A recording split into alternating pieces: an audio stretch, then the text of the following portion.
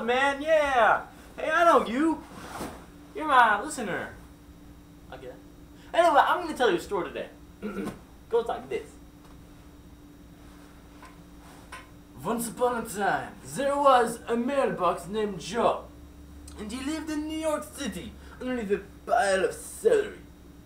I need a rug on his floor mat and everything, but that is really no importance until later, so we won't worry about it. In any case, one day, Joe was skipping about through the Japeth and Fatso streets. I don't know what a Japeth is, so don't ask. But anyway, he was skipping through these Japeth and Fatso streets of New York City. And he was skipping like this. This is how you skip.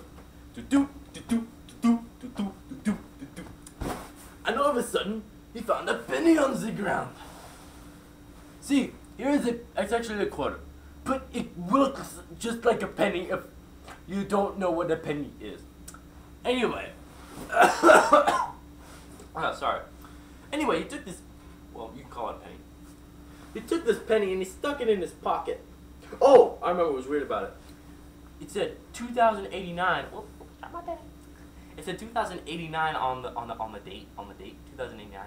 And he was like, "Whoa, dude, this is weird, you know?" Because it was like 2089. That's like years in the future because it's only 2022, right?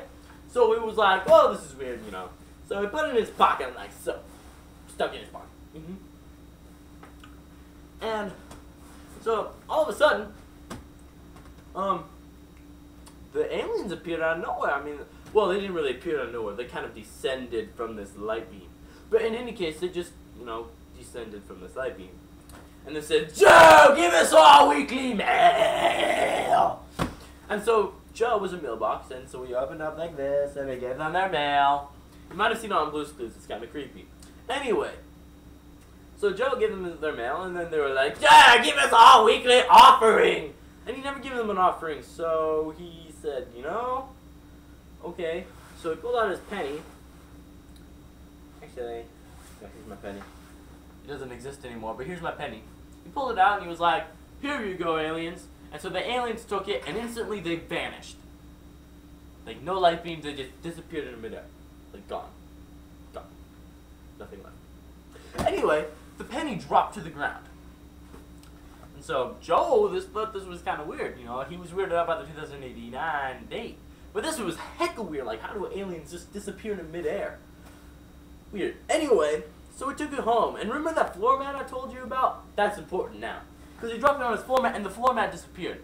And the penny just dropped to the ground without the floor mat there. And so he was like, you know, dude, this is crazy.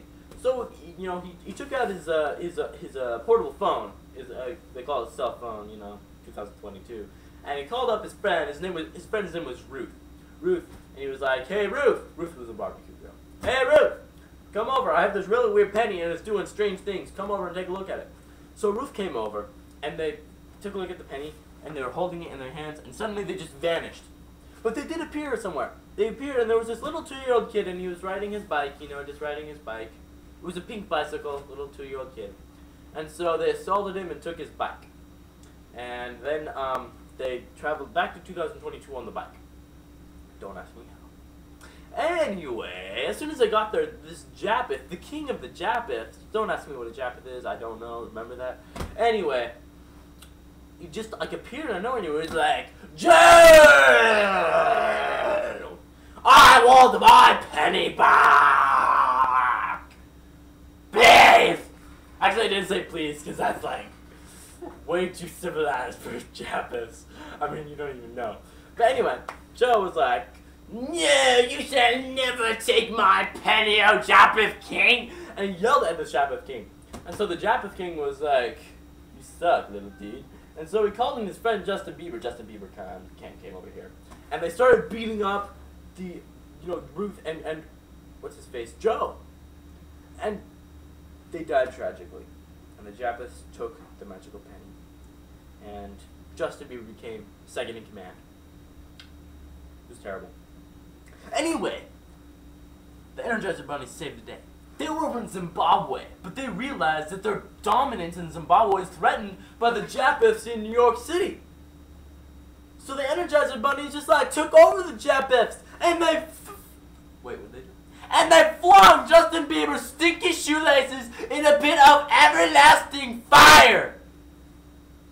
So that's what happened to Justin Bieber's shoelaces. And that's the end of our story, except for the fact that you don't know what muffins are. The end.